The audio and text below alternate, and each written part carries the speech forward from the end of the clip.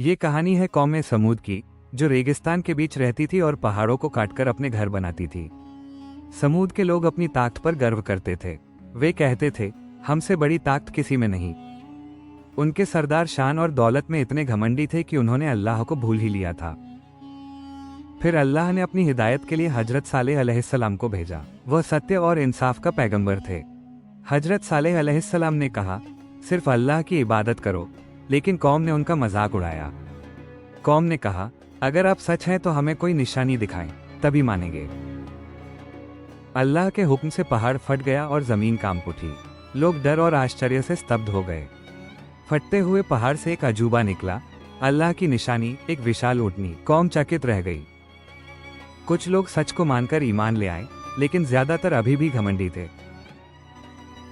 हजरत सालेह अलैहिस्सलाम ने कहा, ऊँटनी का पानी का हक है, उसका एक दिन, तुम्हारा एक दिन।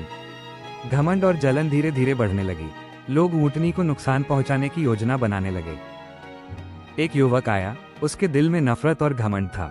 उसने ऊँटनी को मारने का इरादा किया। उसने तलवार चलाई और ऊँटनी ढेर हो गई। धरती कांप उठी और लोग भयभीत हो गए। हजरत सालेह अलैहिस्सलाम ने कहा, 3 दिन बचे हैं, फिर अल्लाह का अजाब आएगा। पहले दिन उनके चेहरे पीले पड़ गए, पर घमंड अभी भी नहीं टूटा। दूसरे दिन चेहरे लाल हो गए, भय बढ़ा, लेकिन लोग अब भी नहीं माने। तीसरे दिन उनके चेहरे काले पड़ गए। अब उन्हें समझ आ गया कि सच आ चुका है। धरती जोर से हिली, हवाएं और धूल उड़ने लगी, पत्थर गिरने लगे। अल्लाह का अजाब शुरू हुआ। पूरी कौम तबाह हो गई। उनके घर, शहर और ताकत सब मिट्टी में मिल गए। खामोशी फैल गई। हजरत सालेह अलैहिस्सलाम और ईमान वाले लोग सुरक्षित रहे। ये कहानी हमें सिखाती है, घमंड और नाफरमानी का अंजाम सिर्फ तबाही है।